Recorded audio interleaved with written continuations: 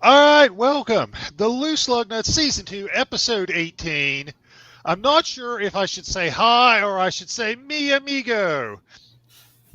Paying respect to Daniel Suarez and his big win over the weekend. But before we get into Sonoma, where we turn left and we turn right, actually, we turn right more than we turn left, let's check in with my co host, see how everybody is doing this evening. Let's start with you, Aaron Simmons. How are you this evening? Doing well. I've been in the AC for most of the day, which, thank fucking God, is still working because I'm not dealing with 100-degree heat today. Um, but other than trying to not melt from the summer sun, I've been doing all right. Got big plans for tomorrow and very looking forward to that. So just trying to get everything ready, got the truck washed and cleaned out and all that kind of stuff. So been very productive, but been a good day. So I'm ready to talk about Sonoma this weekend. Been a lot of fun. All right. Sounds good. Not sure what your big plans are tomorrow, but good luck with whatever they are. Hope it all goes well. Zach, you look like you got your hands full with a canine there, but how are you this evening? I am wonderful. Samoans wanted me to show lovely Finn Yeah, here our unofficial mascot. how big he has gotten. He almost Yeah. is as tall. Oh, God. He does not like that, Haley. I was trying to look at the camera. Anyway. But no, I'm doing great. It's good to see you guys. Awesome week of racing throughout everything. So I'm excited to get started and get rolling. But it was good to see you guys. Week has gone by pretty quick, and even though it is a Tuesday, and I'm ready for the weekend again. Okay. All right. Couple things. Want to apologize to anyone who saw any of the links I shared. Apparently, I messed up and set the time for this to start as being 8 o'clock instead of 9 o'clock. So if you tuned in at 8 and we were not on the air, I apologize. Completely my fault.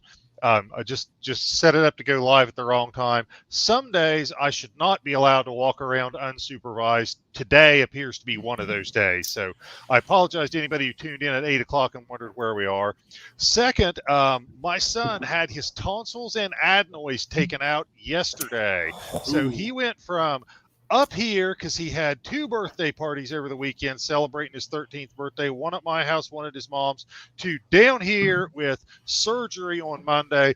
But I'm glad to report everything went well with the surgery. He is recovering at his mom's house, doing pretty well, complaining of a little bit of pain in his ears, which I guess is fairly normal when you get tonsils and the adenoids taken out. They cautioned us about that and said it's perfectly normal. But anyway, he is doing well. Thanks to everyone who was thinking of him. And this is Sunny Dog, who's making an appearance on the camera, too. Not to be outdone by Finn. He's got to get some airtime, too. And I'm sure if Sunny's here, Lola will be up shortly. But That's cute. not to hog all the time with what's going on in my life. But let's jump into the truck race. Tell us about the truck race at Sonoma, Aaron. Oh, well, not really a lot happening in the truck race besides one major storyline. As you guys may remember from last week, Carson Hocevar got into a fairly big wreck last week at the end of the Gateway race, and it's been confirmed that he has broken a right tibia in his leg. But I will give Hocevar a lot of props and just a round of attaboy congratulations, because even with a broken leg, he got the pole. He got the pole at Sonoma. That is just ridiculous. And attaboy Hocevar. But unfortunately, on lap 10, he will have to surrender his seat to Daniel Suarez. But really, that's kind of the really big main event of the weekend. Stage one was pretty much just a Ross Chastain and Kyle Busch show. Tom Majeski tried to get his nose in there to try and start things up, but really that wasn't really the case. However, with 5 to go, the pit road cycles start. You got, I can't remember who all came in, but I think you got the front runners, Busch, Chastain. You had Tyler Ankrum go in there trying to kind of place a strategy out. Oh no, excuse me. Ankrum did not go into pit road. I'm sorry. I'm one of those days. But all in all, Majeski would go on to win stage number 1. So far, he's looking fairly good. Stage 2, of course, Chastain and Busch up front yet again. Busch takes the lead on lap 26. The first caution of the day comes out for Tyler Eckes. He goes around, just simple spin and go on. However, Busch will pit on lap 41, and so he will surrender the lead with, I believe, about 2 laps to go, somewhere around there. And then Ben Rose will combine and win stage 2. Stage 3, Busch and Chastain up front again. Busch is going to take the lead. However, it's going to be a little bit more challenging for Busch this time, as Matty D and Store Friesen will make contact and take out a very innocent little tire stack off of turn 11. He got on the side and did not look happy. I'm pretty sure he's being out. I'm pretty sure he's going to tire therapy to kind of talk about his feelings and deal with that pain. But that will bring out a caution for the second time today. On the restart is Busch and Chandler Smith up front. First time we really saw Chandler Smith up front today. Busch will get the lead. However, with I believe about 3 to go, somewhere around there. The third caution of the day would come out. A huge wreck involving several trucks. I believe Store Friesen was in there and several others. Huge damage to a lot of those trucks. And so that will bring out the third caution. And so on that restart, Busch and Chandler Smith you talk to, and then Kyle Busch, he's just gone after that. And so Kyle Busch will win his 62nd Truck Series race at Sonoma. That's pretty much it. Going back to the first thing you talked about there with Carson Hocevar, seeing him get out of that truck did not look good. Could not put any weight on that foot, and yet he is in there qualifying it, and that was his right foot. That's his throttle foot. I mean, tough mother. Mad respect for Carson Durant. Not just clearing it for NASCAR, but qualifying on the pole. Yeah. I mean, impressive. I don't know how he did that. I mean, the amount of throttle control that you have, the amount of throttle control, I mean, it's probably less for trucks, but the amount of throttle control that you have to have on a road course with all that undulation, trying to get ease back into the throttle, and his leg is basically straight. You can't move, even his ankle, it hurts to move. So I couldn't believe it, but huge props for him for getting that pole. And then Kyle Busch, he was up front all day, so that wasn't a surprise. If I'm being completely honest, I think what was more surprising is that he blocked his teammate or raced him really hard, in my opinion, in order to win. Because Chandler was actually, he's pretty strong there late. I thought he challenged Kyle Busch pretty well, but ultimately Kyle ended up having more speed. But he raced him pretty hard. He wasn't going to give it away easy for sure. And obviously he wins his last truck race of eligibility. Didn't win any of the other ones though, which I thought was interesting, but pretty good race. Everybody says there's, we don't have team orders, just don't wreck each other. I'm not sure how much I actually buy that, but I really buy it with Kyle Busch Motorsports, because look at the way they have raced each other. We saw some wicked blocks when Corey Heim was trying to win last week at WWT against Chandler Smith as well. Yeah. So we have seen some wicked blocks and some extremely hard racing with those KBM trucks. Also, you're racing the boss, so gotta really watch out and there. If you can see here, just maybe off camera a little bit, who's not showing up because of the green screen, Lola is now making an appearance. So I got both my pooches in here tonight. Yeah. Okay, so it looks like I need to get a dog, because I'm the only one here who does not have a dog. Looks like I need to get another one.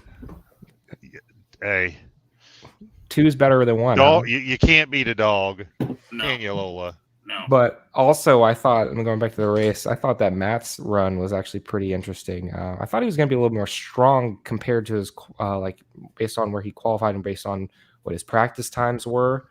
But ultimately, he ended up, due to other people's misfortune, he ends up getting in the top 10 and also moves up in the standings.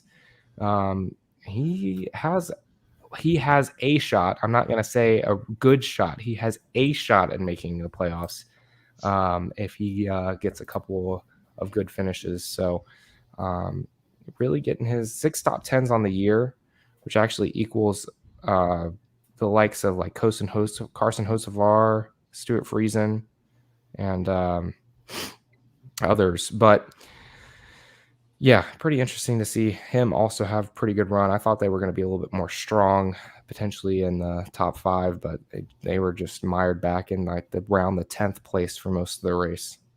Now, correct me if I'm wrong. Didn't at one point he have a pit road penalty to overcome? Didn't they have an uncontrolled tire? I am not sure. I was watching it off and on. Do not remember that now. I'll have to go back and check it, but I know they had a lot of pit road penalties, I think, at the end of stage 1, and I thought he was one of them, but I'll see if I can check that before the end of the broadcast. Yeah. Before we get to the cup race, one more thing I want to make an announcement for. Our good friend Ace Petty over at Chickenfoot Racing is coming out with a new event called Trucks and Joe, and it is a Saturday morning race, 10 a.m., Trucks at Daytona.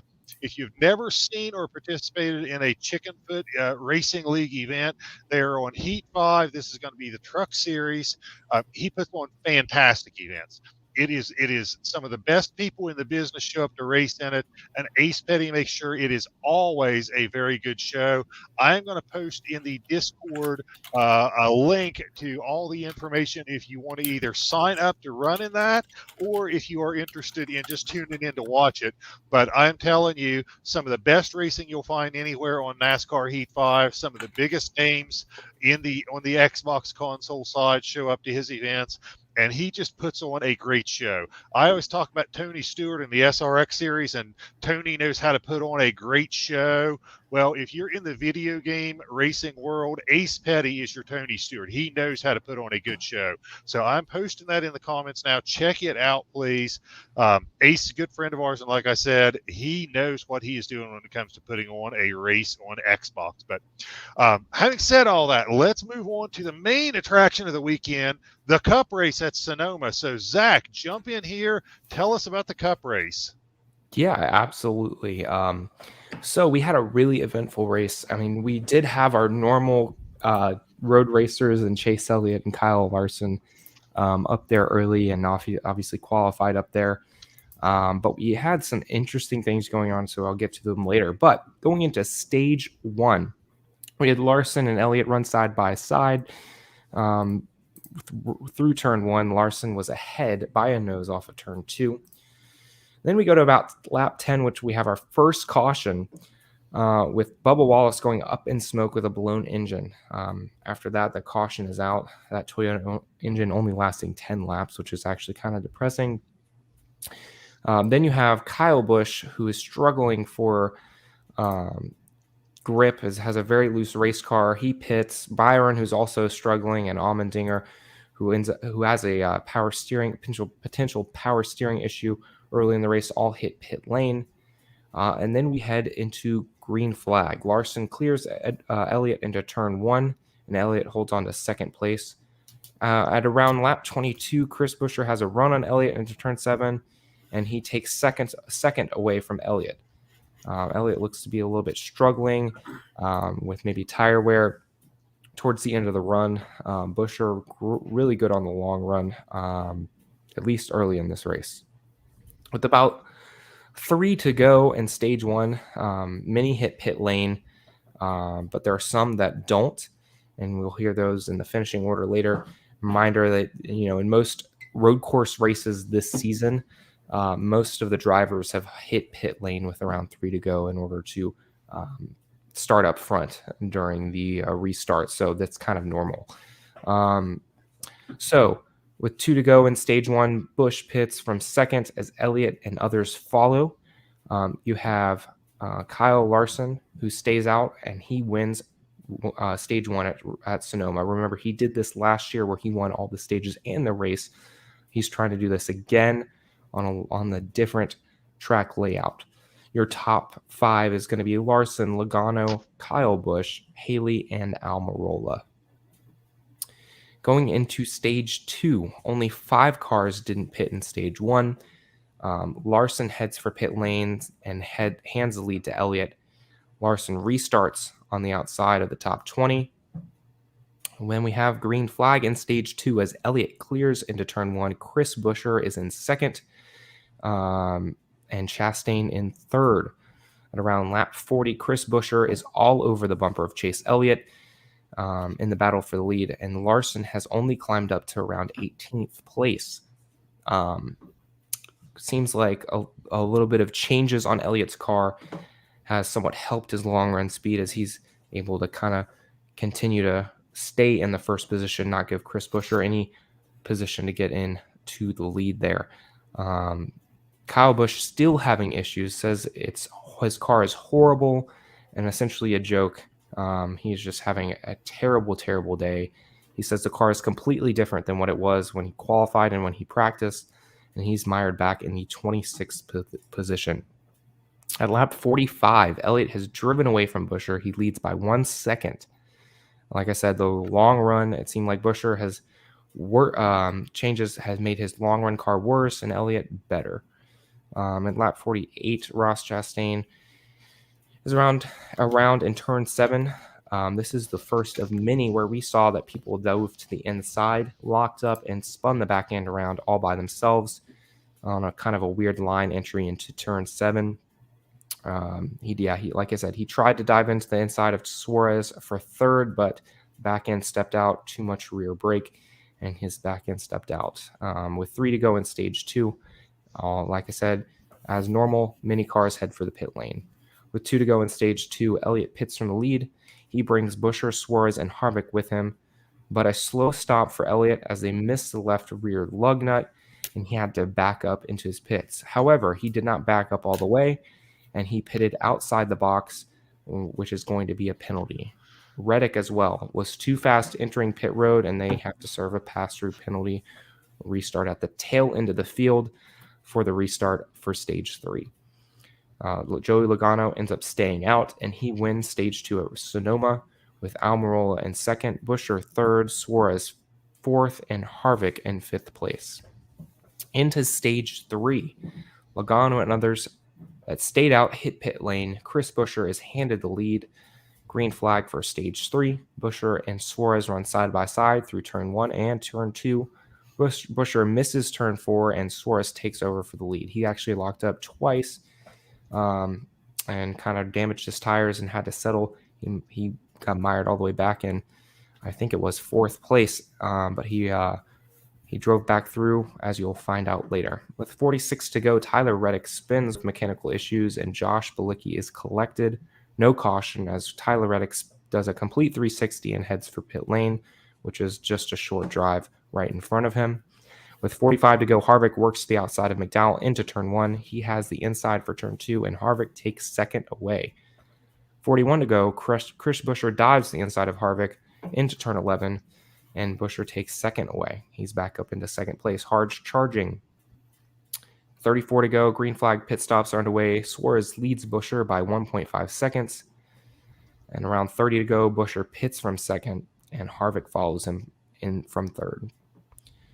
Slow stops for Harvick as they have to jack up the left side twice. We saw a lot of pit road issues this race with lug nuts and jack issues and all sorts of stuff. Keep in mind that, at a road course, they're actually going in a different way. So this, it's completely different than what they're normally used to as well. With 29 to go, Suarez pits from the lead. And around 28 to go, Kyle Larson, after he pits, he loses his wheel. Caution is out, and the rest of the field hits pit lane. Suarez cycles back to the lead with Buescher and McDowell right behind. Green flag, Suarez gets the jump. Buescher and McDowell run side by side for second, and Buescher wins the battle into turn 3. Kyle Busch locks up the rear tires and spins into turn 7, but there isn't a caution. Well, like I said, we saw many of those happen into turn 7, just a weird line.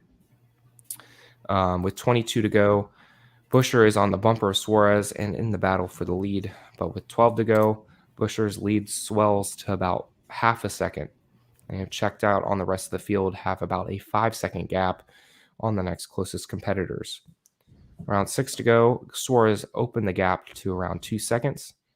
And without 2 to go, Allmendinger is off track and into the tire wall, but he is able to keep it rolling, keep it green, and Daniel Suarez is your Sonoma Raceway winner. It is his first career win in the series. Following is Buescher, McDowell, Harvick, and Cindric is your top 5. So pretty awesome race. Great for Suarez. I thought that it was awesome. Both Trackhouse racing drivers have a win this season. And what are your thoughts on this, Tom? I'll tell you what, I think everybody was happy for Suarez. I think he was starting to feel some pressure because it's heard so much about the success Ross Chastain was having, and he didn't have a win yet. So I think he was starting to feel some pressure. So he had to feel like the weight of the world is lifted off his shoulders. And how about the underdogs? You got Daniel Suarez with his first career win, so I consider that an underdog. You got Chris Buescher and Michael McDowell. Those are your top 3 at Sonoma. This was like the weekend of the underdogs. So impressed, so happy for some of these lesser known guys who aren't the big superstars of the sport, seeing them up there, not just winning, but dominating. Top 3. So loved seeing the underdogs do well. Happy for Suarez and his win. And, the road courses is if you're not out front at a stage, you're going to pit. It's like everybody wants to go for the win. Nobody cares about stage points. If you're trying to pick something for like a fantasy league, road courses are so hard to predict because a guy can be running 3rd place the whole stage. You're thinking, man, my guy's going to get stage points.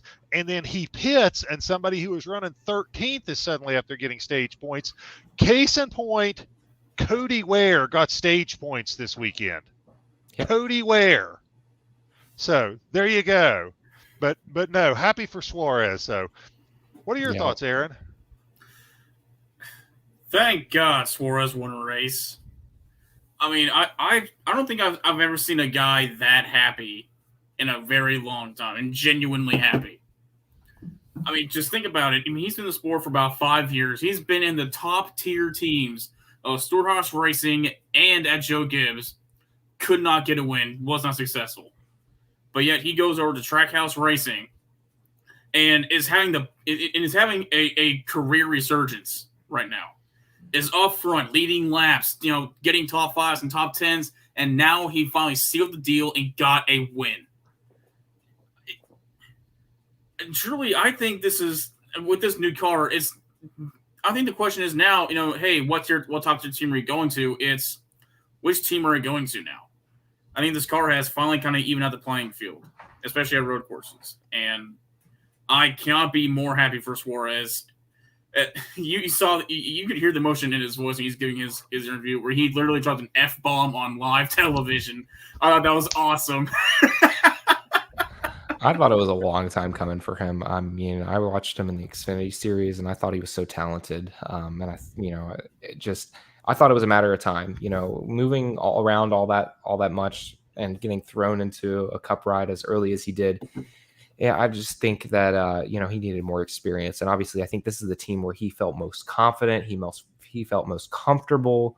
He felt the team believed in him, and obviously, it's paying off this season. Not just with this win, but his results and his experience with the team.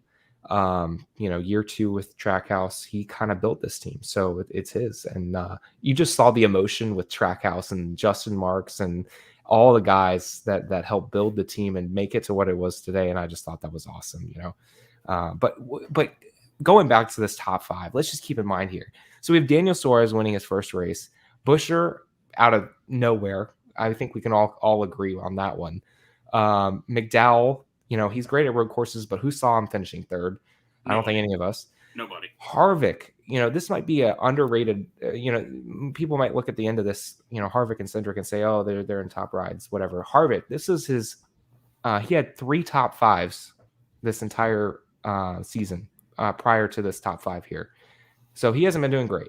So this is awesome for him, kind of an underdog story as far as top 5s are concerned, how he normally runs. And Cindric, first top 5 since his win at Daytona. So what does this tell us about the new car? 4 months ago. What does this tell us about the new car? I feel like if you have talent, if you have raw talent, you can wheel a car around here, and you have good strategy as well. I mean, obviously, we saw that once you were off of schedule, kind of like what Reddick and Elliott and Larson had to deal with. It was hard to pass cars, but I can't believe this top 5. Most people would sit here and think that, Harvick and Cindric being in the top 5 is not really noteworthy, but this is kind of noteworthy for them. So pretty awesome race that I saw. And I'm so excited for Daniel Suarez. Yeah. Yep. All right, let's move on to the news. We are 25 minutes into this, so we are way off schedule. So let's get going because we got a lot of news stories to go through, Zach. Yeah, so I'm just going to hover over a couple of these because I think this is some of these are some we already discussed. But Carson Hocevar, he breaks his leg at Gateway and qualifies on pole at Sonoma, with Daniel Suarez being the substitute driver. We saw that on Friday. He put it on the pole. I thought that was awesome. Do you guys have any other thoughts about this? I know we discussed it earlier.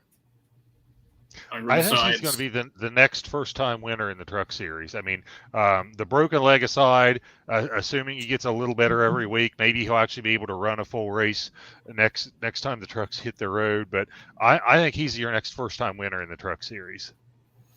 They race next week. Do we think that he's going to be able to race next week at Nashville? Haven't heard anything. Yeah, I might be too early to make that call. Yeah, I would speculate maybe not, but I hope he's able to get in there. If not, we'll see some other driver get in there. But yeah, so moving on, the Clash has been announced that they will return to the LA Coliseum in 2023. What are your thoughts on this, Aaron? I thought it was a great venue when we went here earlier in the season. The place was rocking, packed, and it seemed like it was just a great, just slug 'em out as a demolition derby event. And so I fully expect the same thing probably next year.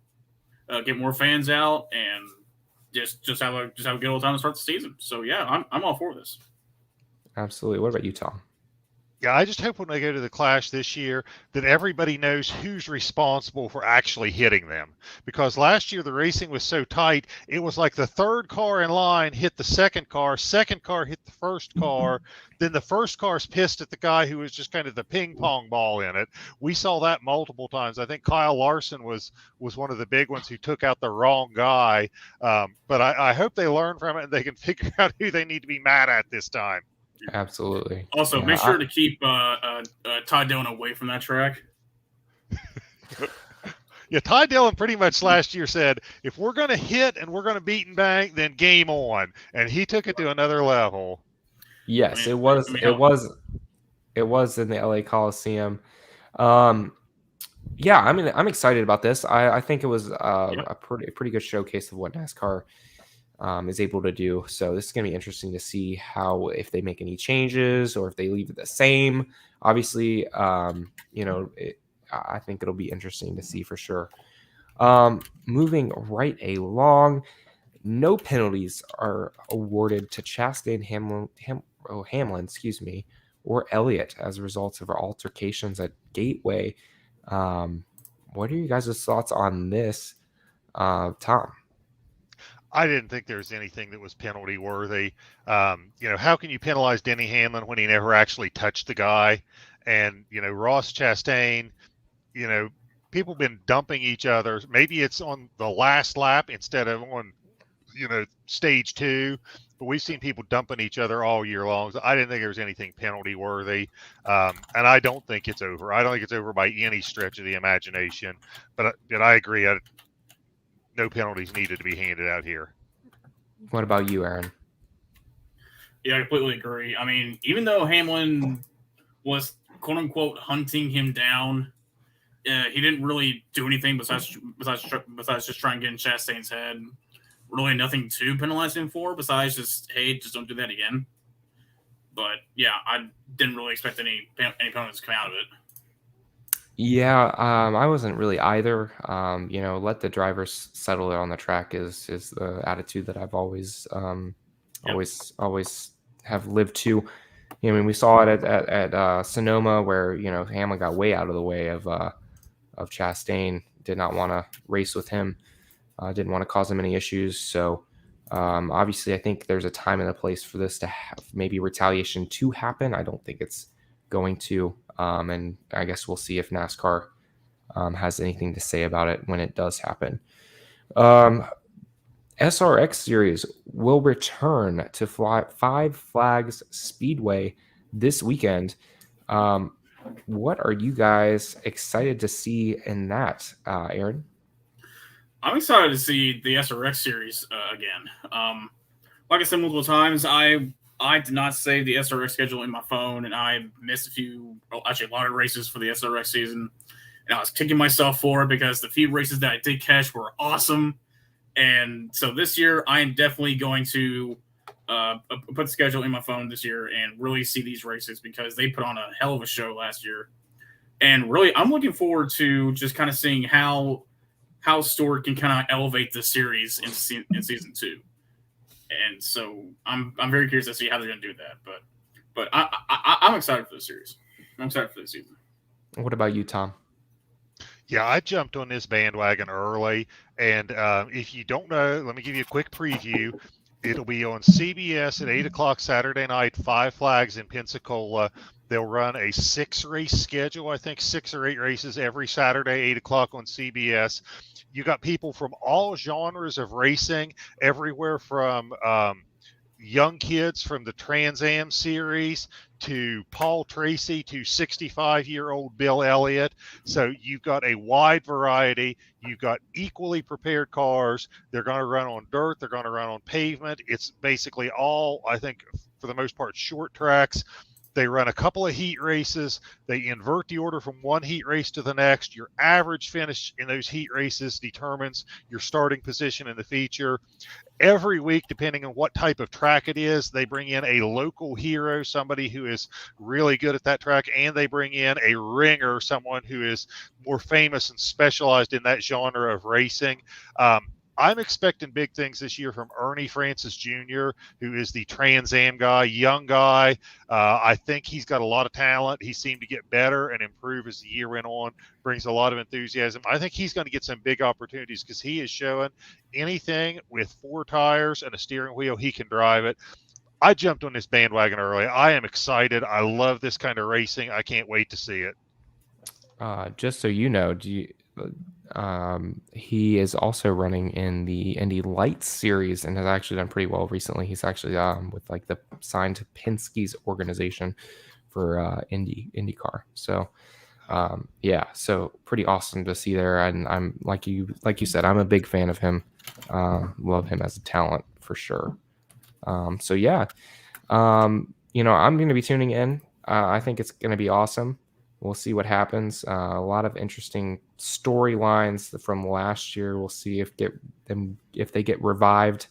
But overall, excited to see it. But anyway, moving right along, another Tony Stewart track and series type thing.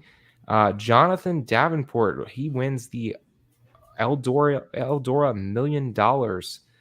Late model driver took home the $1 million. He has actually $1,052,000 in the bank over the past week. So what are you guys' thoughts on this? Tom, let's start with you. This is just an example. Tony Stewart knows how to put on a show. This was a fantastic dirt event. He had a couple of preliminary races that Jonathan Davenport won as well. Then they had a 101 lap main event on Saturday. I think Friday night. Winner got $1,002,022. The thing went, I think, 80 laps green flag before they had the first caution. Davenport at one point had a huge lead, but then Tracy McCready, who's one of his best friends, on a restart, challenged him before having a flat tire. Can't remember on the restart who was second, but coming down to like the last 5 laps, they had another restart. There was a slide job, and Davenport lost the lead, but he grabbed it back on a crossover. Exciting finish. But when was the last time you heard of a dirt race paying $1 million? Absolutely. That is big news in the dirt world. That is a life-changing event for Jonathan Davenport, and it's Tony Stewart putting it on. So if that's the kind of show he can put on dirt without major network coverage, tune into this SRX series, because when he gets CDS cameras there, it's really going to be a show. Absolutely. 100%. What about you, Aaron? I just think you'll remember that race for a long time to come. For going to a track as historic as Eldora, and especially taking home that $1 million, whew, he must have lived like a king that night. He must have felt like an absolute king that night. So that's all I gotta say about it. Absolutely. I didn't watch any of this, unfortunately, but I think I'm going to for the next one. $1 million is just a lot of money. Shows how much how committed Tony Stewart is. Running a series, buying a track, fronting all this money and putting this event together. Pretty awesome. So that is the news for this week. All right. We are up to who's hot and who is not. So, Aaron, let's go to you. Who you got for who's hot and who's not this week? All right. So for my who's hot this week, I gotta go with the Trackhouse Racing. I've got to go with them. For just take a look at all Trackhouse has accomplished in year 2. Your other driver, Ross Chastain, who was semi-criticized for not having, I guess, the experience, talent level, and possibly funding that Kurt Busch had when Ganassi was bought out. So far, he is making Pitbull and all the owners at Trackhouse Racing look like geniuses right now for winning 2 races on the season, looking very competitive, and plus Daniel Suarez finally breaking through and getting his first win of the season. Tons of momentum going towards Trackhouse right now, and really, and most importantly, making them look legitimate. They look like legitimate contenders for not only going deep in the playoffs, but possibly even a championship run. I know it's early, but it's looking like it. He's second in points. Second in points right now with a teammate in the playoffs, pretty much guaranteed. I mean, a lot of good going Trackhouse Racing. But on the other end of the spectrum, who is not right now, I gotta go 23XI. If you take out the dominating win from Kurt Busch in Kansas, 23XI has not been doing too hot lately.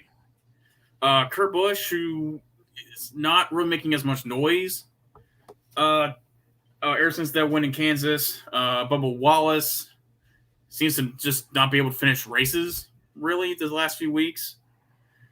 Due to an error by himself or the car, but just lately that team has been finding some bad luck or just really been lacking speed the last few weeks, and so I got to go 23XI as for my who is not this week.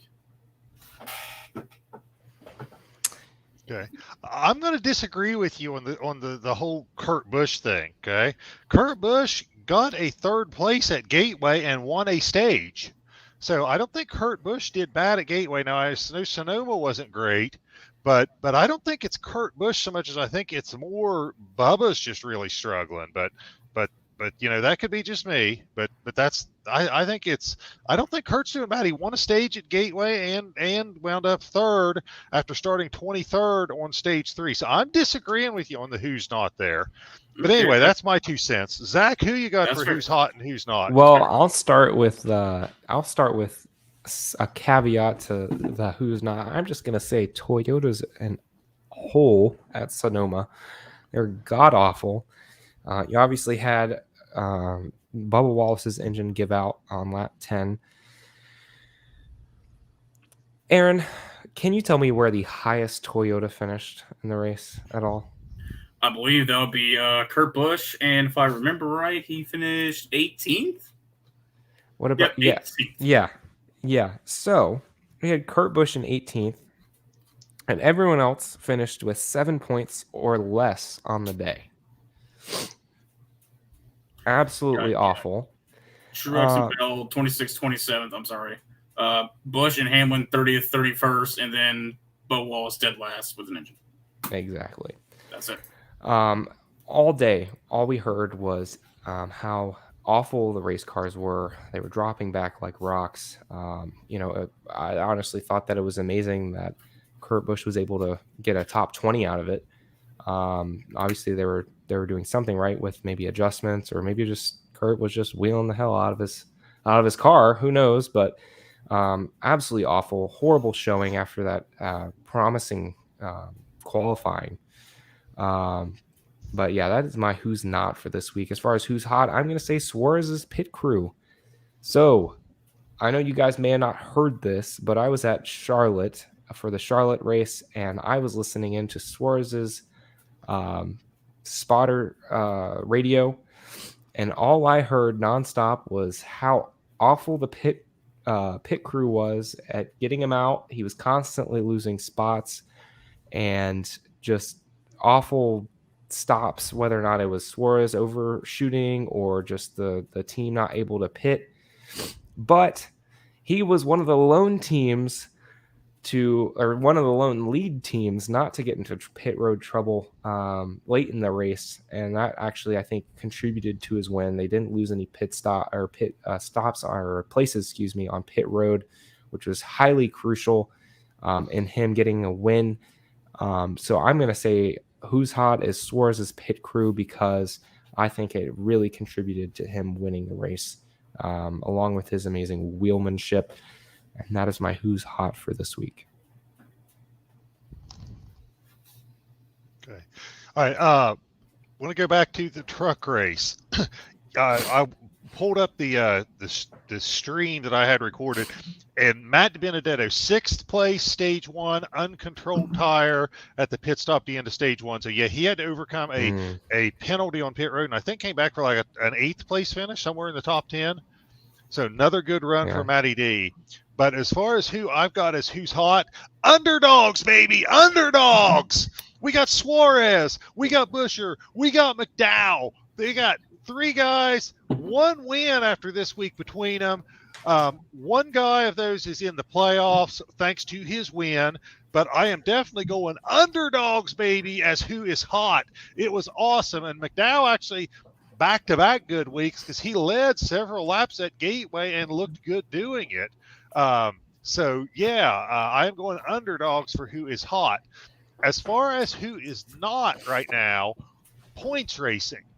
People trying to point their way in, people trying to get points and stage points. That is not hot right now, especially at a road course, because if you aren't winning the stage and you are up front, you are pitting with 3 or 4 laps to go so you can cycle around to the front at the start of the next stage. And with all these winners we're getting, points racing may be a futile effort anyway. You may have to win to get in. So I am saying who is not is points racing, and who is hot is underdogs, baby, underdogs. Absolutely. And to your point, there are many guys still that haven't gotten their first win on the season that I think we can all agree that could definitely get a win at some point during the season or have looked strong during the season. So it'll be interesting to see. Maybe we see a long-time veteran like maybe Kevin Harvick not being able to make the playoffs because he doesn't get a win. Who knows? Yeah. I mean, as of right now, 10 races to go and only 4 slots open right now for guys who either get a win or point their way in. Only four slots. That is a perfect segue into the green flag, red flag. So, Aaron, take us to green flag, red flags. That is a perfect segue to our first green flag, red flag question. I'll be honest with you, Tom. I didn't even see that first green flag, red flag. It was a great segue. It was a great segue. It was a good segue. That was not scripted. I totally did not see that. But anyway, awesome. first one of the night with 10 races left until the playoffs start. How many more winners will we have before the playoffs start? 2 or less means green flag. More than 2 is red flag. So, guys, what do you think? Zach, we'll start with you first. I am going with green flag. I think it's red flag. Sorry, red flag. More than 2 drivers. I think it's going to happen. I just think there's too many races left, and we've seen so much parity between the cars this season. Like we said, this top 5 has been abnormal, even at Sonoma. We got, I think, 3 more road courses on the schedule. So I think we're definitely going to see more than 2 new race winners this season. And we might see all 16. Who knows? Yeah, right now for road courses, we've got Road America, we've got the Indy Road Course, and Watkins Glen. And then Watkins Glen. Now, wait a minute. Those are not all 3 before the playoffs, are they? Or They are are. they? Yep, before They're the before playoffs. the playoffs. Oh, I did not realize we had 3 before the playoffs. Okay. Yep. I am going green flag. I'm going 2 or less. You look at who is left that's a candidate really to get a win. You got Ryan Blaney, you got Martin Truex, you got Christopher Bell, you got Kevin Harvick, you got Tyler Reddick. Reddick, to me, seems to be fading a little bit, not as strong as he was early in the season. Harvick's getting better, but I haven't seen him really. He's getting to where he can run top 10 or top 5, but I haven't seen him leading races or being a threat to win. Same type of deal with Christopher Bell. I think you've got, Ryan Blaney, I think, gets a win before the playoffs, and I think it's either going to be Truex, or we've got basically. Do we have 2 plate tracks? Because do we have Atlanta and a plate track? Yes. Yeah, Atlanta is like a plate track. I think you get Ryan Blaney gets a win, and you get a wild card at a plate track in Atlanta, and those are your 2. And Adam, it is before the playoffs. We got 10 races left before the playoffs. Do we get 2 or more before the playoffs, or is it 2 or less, or more than 2? Man, you're not going to go with the defending race winner of the Indianapolis Roval? Just AJ Allmendinger? Nope, afraid not. Ah, dang. Boo. Shane says 3. Mike says 3. Adam is sticking with me, going green flag, 2 or less. So we got kind of a split decision among the fans. So we shall see. Aaron, what do you say? What say you? I'm looking at like what Tom said. Who's left? Realistically, it's either going to be Ryan Blaney and Truex Jr. getting a win. I think Harvick's not having the speed right now. Reddick has fallen off a cliff. Bell is getting hot, but I don't think he's there yet. So I think it's gonna probably be green flag. I'm saying 2 or less. Truex, it seems like he has the speed depending on the week. And then Blaney, he's got speed. He just can't, for some reason, just can't get the job done. So I got to go green flag with me. All right. All right. I like the next one. I think the next one's a fun one. Take us to the next one. All right. So green flag, red flag, number 2 of the night. The Loose Lug Nuts have either created or promoted a couple of new nicknames for drivers this year. Green flag, red flag, who has the better nickname? Green flag for Tom's submission of Brad Kozarewski. And red flag for Wreck-It Ross, which I believe was also Tom. I pulled that off the internet. Some 12-year-old kid made that up, and I pulled it off the internet. So I only get credit for helping promote that nickname. Okay. Well, I know for sure Brett Kozarewski was yours, Tom. I know for sure that one was yours. Yeah, I'll take credit for that one, or blame, however you want to assign it. That's credit. All right, green flag or red flag, which is the better nickname? green flag for Brad, red flag for Ross. I got to go green flag. I got to stick with my own creation. I got to stick with the one I created. I got to vote for myself. Oh, Shane coming up with one. Crash Stain. I like that.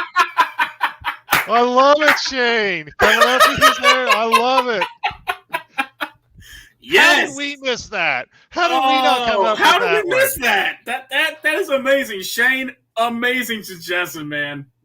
Actually, okay. Okay. Yellow flag if you want to go with Shane's submission of Crash Stain. We'll make this a 3 possible votes here. Yeah, new suggestion.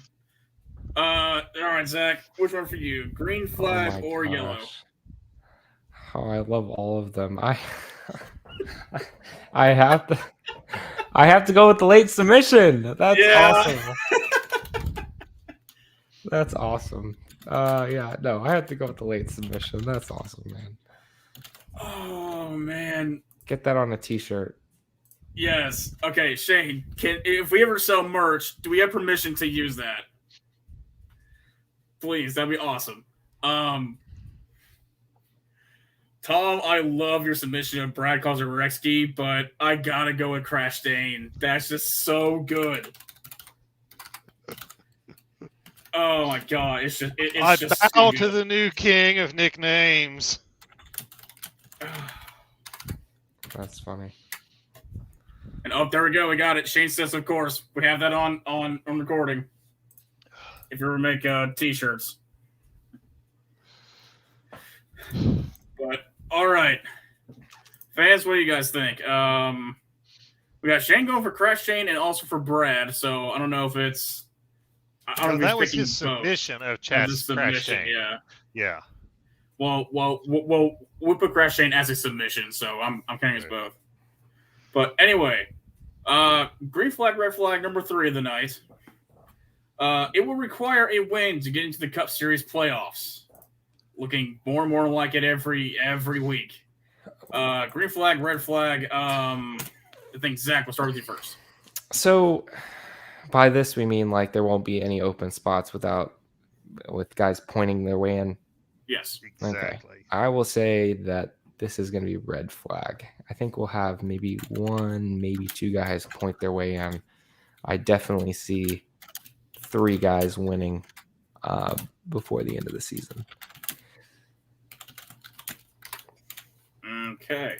Tom, what say you? Yeah, you're talking about what would we have to have 4 new race winners This out season, of 10 remaining races. That's almost half the races. I don't see that happening, especially because I don't see road courses as being that much of a wild card, especially now that Suarez has a win. So I'm going to say red flag. So more than one person is going to get in on points. I think there's going to be at least 2, maybe 3 get in on points.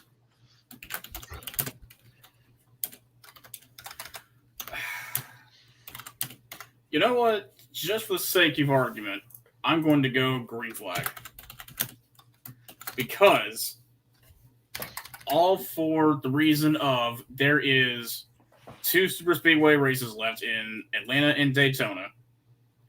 You've got Indianapolis and Watkins Glen, granted in Road America, granted, yes, being road courses. But we saw how chaotic it got at Sonoma.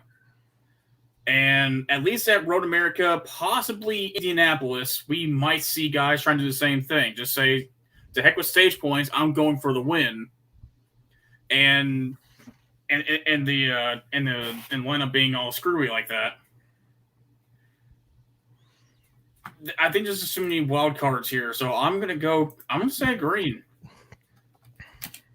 Just for the sake of wild cards. Just for the sake of chaos.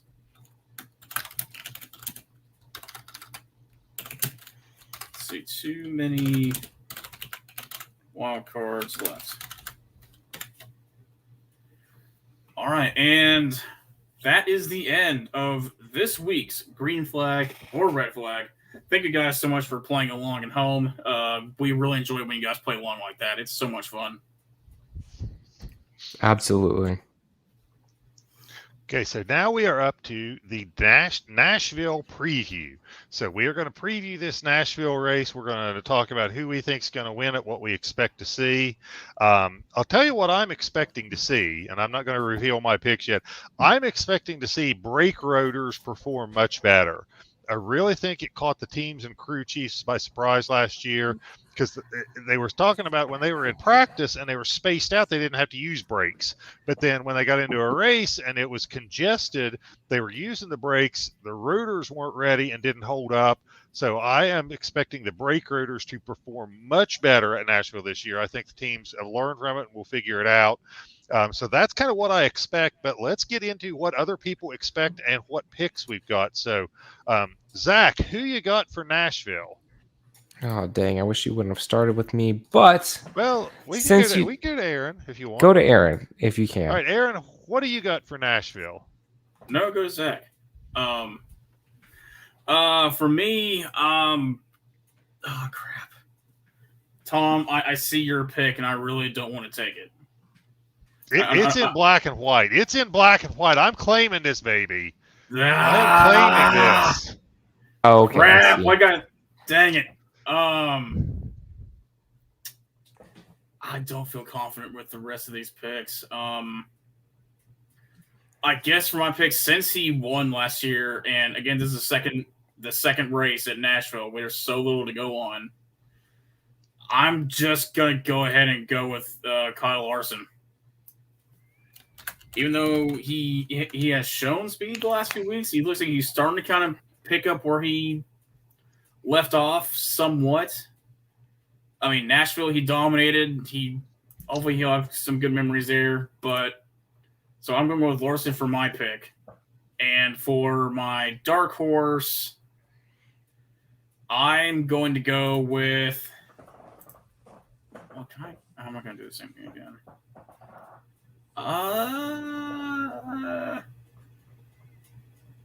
No. Let's go with Eric Jones. Eric Jones is my dark pick. That's my dark horse pick. Okay. Gosh, man, your pick kind of really screwed me up there, Tom. Dang it.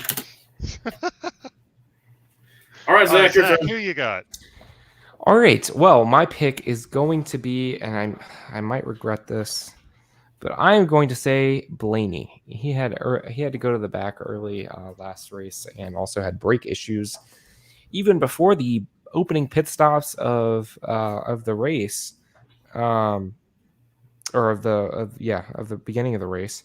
So it was kind of hard to tell and to gauge, but I think he's performed well on 1.5 miles this season. I think he has the speed and the team behind him to do it. So I think he gets his first win of the year at Nashville. As far as my dark horse, I'm going to go with Eric Almirola. And I know what you're thinking. Why would you pick him? Well, he was third in the total speed ranking if you take his lap times throughout the race. Third in total speed ranking, third in total green flag speed. So that's why you're running restarts and all that good stuff. And also late in a run, he was fourth overall out of every single driver this past year. So he actually did really, really well.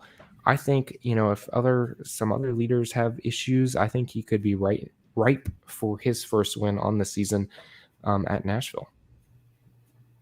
Eric Almirola. Okay, so now that you have heard from Zach and Aaron, let me tell you how it's really going to go down. Okay, Wreck-It Ross has got this. Nashville, get ready. I don't know if they're giving away a guitar or what the trophy is, but Nashville, prepare yourself. Wreck-It Ross is on his way to town, okay? I think it's a 1.3 mile track, but it runs in a lot of ways like a 1.5 mile track, which is right in his wheelhouse. 5th at Vegas, 5th at Atlanta, 2nd last year at Nashville. So that was when he wasn't running as well, wasn't the contender and the race winner that we're seeing this year, and still managed to run well and get a 2nd place at Nashville. So it seems to suit his driving style. He did well last year. Wreck-It Ross is going to be the guy this year at Nashville. As far as a dark horse, your dark horse is Ricky Stenhouse Jr. That's right. I am picking Ricky Spin out to put it all together and have a great run. The bigger tracks, or tracks that race like big tracks, have been his forte this year. He was 6th last year at Vegas. He was 7th at Charlotte this year, 8th at Kansas, 8th at Darlington, and 2nd at Dover. So the bigger tracks, the mile to mile and a half that run like big tracks, seem to fit his style. So Ricky Stenhouse Jr. is my dark horse. And you picked both of them, so they're not going to do well this race. Do Even not pick them in Squirrel fantasy. finds in that, Zach. See what happens here, people. Zach gets one win in the fantasy league, and now he's all arrogant. Now he's hot stuff, Mr. Set the world I'm on just fire. repeating. Carson Hocevar lookalike. He hadn't been the same since we pointed that out. Yeah. How do you know I didn't break my leg and I'm the true racer over here? Whoa, man. We don't know. We're not seeing a cast on your leg there, Zach. Yeah, I'm not showing you. Zach's your real name. I'm not showing you. No, but Tom, you said it yourself. You're terrible when it comes to this. You always give drivers bad luck. I'm just rubbing it in your face. Do not pick them in fantasy. This is a warning. Yeah, in fact, just don't pick any of our 6 drivers we just picked. Just don't pick them. They're now cursed. Even though they're based on research. Yeah, well, research and hindsight are not the same. Yes. Yeah. Hey, Shane. Hey, have a good time. Think of us while you're there at Nashville. I was seriously debating on going to Nashville this Take year. some good pictures and send them to us, and we'll put them on the show or something. Yeah, please Get do. us a cool video. Please do, Shane. I was seriously debating on going to Nashville this year, but unfortunately something else came up and I couldn't go. So. Okay. All right, it is time for everyone to give one last parting comment. So, what do you guys got? Who do you want to go first, or do you want me to jump in and go first? Go ahead. All right, Tom, you're up. All right, I am going to go back to the Denny Hamlin-Ross Chastain feud, and I am saying this one is not over yet. And I think right now, Denny Hamlin is living rent-free inside of Chastain's head because Chastain knows the payback is coming. He just doesn't know how, when, or where. And I think that, that's going to have an effect on Chastain because he knows it's coming. And I think Hamlin is going to pick the right time to make the payback. But I am going to say I don't think Hamlin pays him back until it's the playoffs. Until it's the playoffs, maybe an elimination race. But I'm saying it's not over. But Hamlin's going to be very patient and very strategic with the payback. Possibly. And as you will recall, all of my predictions ever have always come true. Always. He does raise a fair point. He does raise a good point. All right, Aaron, what do you got? Well, I would like to give a huge shout out to my new girlfriend, Becca, who is watching tonight. So huge shout out, babe, for picking me out of the lineup. I don't know why you did, but you did. So yeah. I just want to say hi, babe. Appreciate you tuning in. There we Becca, go. tell all your friends to tune in too. Exactly. As far as my white flag, sorry, I was trying to search something like interesting, but I guess I'm just going to talk about how Fox aired its last race this past weekend, so now we get to see the NBC side of things. I think there's a lot left to be desired for Fox's broadcast. I don't think the booth was bad as much as it was the all of the direction of the races that we saw just this past weekend. It cuts away from the battle between Kyle Larson and I believe it was the 31 car or no, 15 car, excuse me, for a top 20 pass, and showed some random driver. I don't want to say random, but some driver driving along by himself for a good 80 seconds, and misses the pass on for Kyle Larson driving through the field. So I hope the broadcasts get better. Well, let's see what I'm giving NBC hope as to what they can do. And obviously, you know, media rights are ending, I think, next year. So we'll have to keep that in mind as to what's moving forward. I think it's something that we really have to pay attention to, because the way it looks like with a lot of these series, like we'll see what F1 ends up doing, whether or not they're going to stick with ESPN. I know IndyCar moved a lot of their races qualifying and other stuff on Peacock. So we'll have to see what happens ultimately with NASCAR and whether or not it stays on cable and stuff like that. But that's definitely something to watch. You know, I'm kind of glad that Fox's reign is done on the season, and excited to see what NBC brings to the table. Hopefully better camera work than Fox. Yes. Yeah. And with this being the last one from Fox, Clint Boyer was noticeably absent, and we have not heard anything about it. We're, a couple of days post-race, and all we've heard is he was attending to a personal matter. I really, really, really, and I don't mean this to sound bad in any way, I really hope he just got out to Sonoma and decided to partake in too much of the winery tours around there, and that was the reason he couldn't make it. I hope it's nothing more serious than that, just because I would hate to see any kind of a tragedy befall him that was serious enough that he had to miss a race. So I hope that that's all it was. But if it was something more serious, we certainly want to send out our thoughts and prayers to him and his family or whoever else was affected by it. And Aaron, got a question for you. Is Becca a race fan, or is she just tuning in to support her man? Or is it a little of both? She said that she was into motocross, and so she's into racing, but just not really knowing NASCAR all too well. And so I guess because she wants to support her man, she wants to kind of learn more about NASCAR and is very interested in learning about NASCAR. And so I figured kind of bringing her on the podcast or letting her on the podcast just to kind of we're going to have us talk about it and kind of discuss NASCAR news and race results and kind of who's hot, who's not. Then we kind of give her a good start into NASCAR. And so, hey, she's got a great person to learn from. I am saying by the end of the season, she's going to be one of our special guest hosts. We'll have her as a fourth on here. She'll know that much about NASCAR by the end of the season. That's my next bold prediction. That's the goal. There you go. All right. That's the goal. All right. Well, thank everybody for tuning in, especially Becca. Especially appreciate you tuning in, and enjoy the racing at Nashville this weekend. And we will catch you guys all next week. We're out of here. Peace.